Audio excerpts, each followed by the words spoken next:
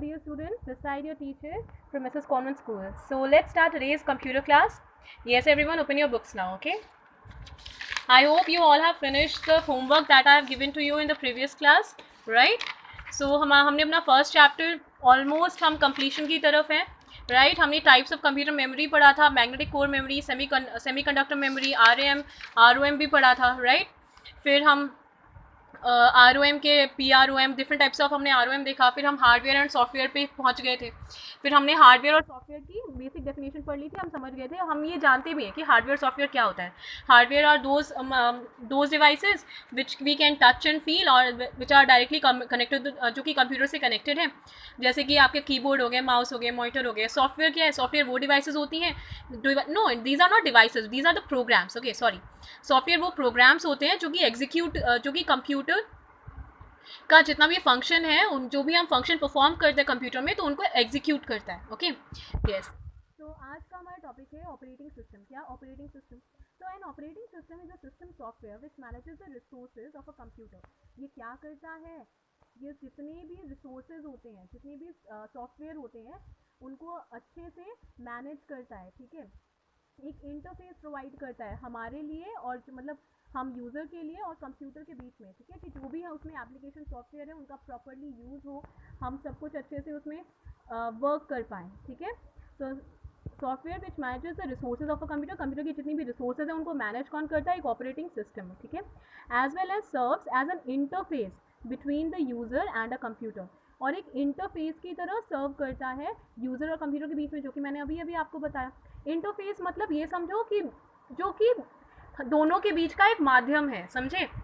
हम जो कुछ हमें चाहिए और जो कुछ मतलब हमें जो कुछ कंप्यूटर को देना है, जो भी हमें डेटा देना है, और कंप्यूटर को जो कुछ हमें आउटपुट देना है, तो उसके लिए कुछ सॉफ्टवेयर्स होते हैं, पूरी एक मशीनरी वो इन्वॉल्व होती है कंप्यूटर की, ठीक है? तो इन सबको प्रॉपरली मैनेज करके हमें आउटपुट मिलना और कंप्यूटर के पास पूरा प्रॉपर आउटपुट जाना, ठीक है? तो ये सब कौन मैनेज करता है? एक ऑपरेटिंग सिस्टम मैनेज करता है, ठीक है? So the main objective of an operating system is to create an environment for। तो मेन ऑब्जेक्टिव क्या है ऑपरेटिंग सिस्टम का? क्या? एक एनवायरनमेंट क्रिएट करना। किस चीज़ का? पहला, ऑप्टिमल यूज़। क्या? Optimal use of computer hardware. जितने भी कंप्यूटर के हार्डवेयर हैं और सॉफ्टवेयर रिसोर्सेज हैं, उनका प्रॉपर यूज़, उनका ऑप्टिमल यूज़, मतलब जितने अच्छे से हो सके उतना अच्छा यूज़, ठीक है? Such as memory space, CPU, peripheral devices, ये सब जो कुछ है, इन सब का एक ऑप्टिमल यूज़, एक प्रॉपर यूज़, ठीक है? ये प्रोवाइड करना, इनके लिए एक एनवायरनमेंट प्रोवाइड करना, ओके ना। और क्या? Efficient and automatic execution of application programs. एक एफिशिएंट और ऑटोमेटिक एग्जीक्यूशन किस चीज़ का? एप्लीकेशन प्रोग्राम्स का। आपको ही पता है ना, एप्लीकेशन सॉफ्टवेयर्स होते हैं, ठीक है? तो पहले जो ऑपरेटिंग सिस्टम होता है उसी में एप्लीकेशन सॉफ्टवेयर होते हैं। अगर ऑपरेटिंग सिस्टम ही नहीं होगा तो एप्लीकेशन सॉफ्टवेयर कहीं आप इंस्टॉल ही नहीं कर सकते हो, राइट? तो इनके लिए, इनके एक एफिशिएंट और ऑटोमेटिक एग्जीक्यूशन के लिए हम ऑपरेटिंग सिस्टम का यूज़ करते हैं। ऑपरेटिंग सिस्टम इनके लिए भी एक प्रॉपर एनवायरनमेंट प्रोवाइड करता है। किसके लिए? एप्लीकेशन प्रोग्राम्स के लिए। Now next, MS-DOS operating system. कौन सा सिस्टम? MS-DOS operating system. सो MS-DOS और Microsoft disk operating system. MS-DOS का फुल फॉर्म क्या है?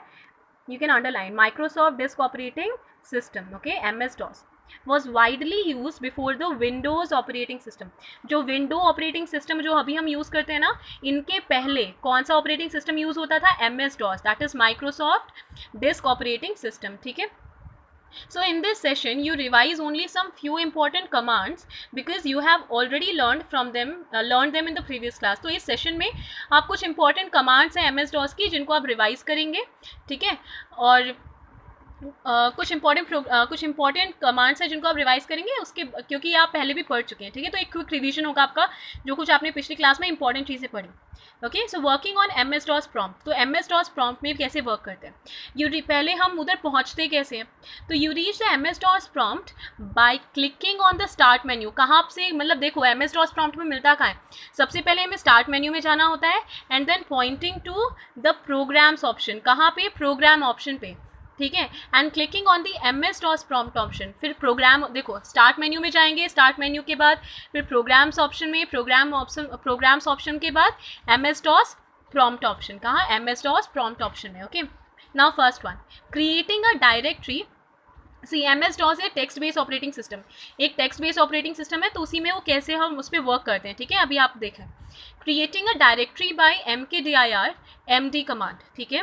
एक डायरेक्टरी बनाना किसकी हेल्प से, MKDIR, जो कि हम MD कमांड कहते हैं। तो MD command makes a directory into the computers memory, ये एक डायरेक्टरी बनाती है कहाँ, कंप्यूटर की मेमोरी में। तो इसमें सिंटेक्स ये डालना पड़ता है, जैसे कि एग्जाम्पल आपके सामने ये दिया हुआ है, ओके यस। तो यहाँ पे आप देख लो ये कमांड अच्छे से बच्चों, ओके। और ये जो कमांड है ना, इन सब का आपका प्रैक्टिकल यूज़ आप आराम से देख लेंगे, इनको प्रैक्टिकली आप कर पाएंगे जैसे ही आपका स्कूल शुरू होता है, ठीक है। जैसे ही आपके स्कूल रिज्यूम होंगे तुरंत आप ये सब प्रैक्टिकली करके देख सकते हैं अपने कंप्यूटर लैब्स में, जो कि बहुत जल्द स्टार्ट होंगी। Changing the directory using CD और CHD/R कमांड। अब डायरेक्टरी जो हमने यहाँ से हमने डायरेक्टरी करना सीखा, ठीक है, डायरेक्टरी ऐसे एंटर करते हैं। अब डायरेक्टरी को चेंज कैसे करते हैं, उसके लिए भी एक पाथ प्रोवाइड किया जाता है। तो CD commands is used for changing the path of the directory. तो CD कमांड जो है वो हम यूज़ करते हैं किस लिए, डायरेक्टरी का पाथ चेंज करने के लिए। तो सिंटेक्स आपको क्या डालना पड़ता है ये, और एक एग्जाम्पल देखो यहाँ पे आपको दिया हुआ है, ओके। तो नोट, यहाँ पे एक नोट दिया कि before using this command that directory should exist at the next level. तो ये कमांड यूज़ करने के पहले ये जो डायरेक्टरी है ये नेक्स्ट लेवल पे होनी चाहिए, okay. Next one, CD command. By giving this command you will go back to parent directory level. ये जो CD कमांड है ना, इसको आप जब देंगे तो आप फिर से वापस से पेरेंट डायरेक्टरी लेवल पे पहुंच जाएंगे, जैसे कि ये आप देख सकते हैं सामने, okay yes. Turn the page.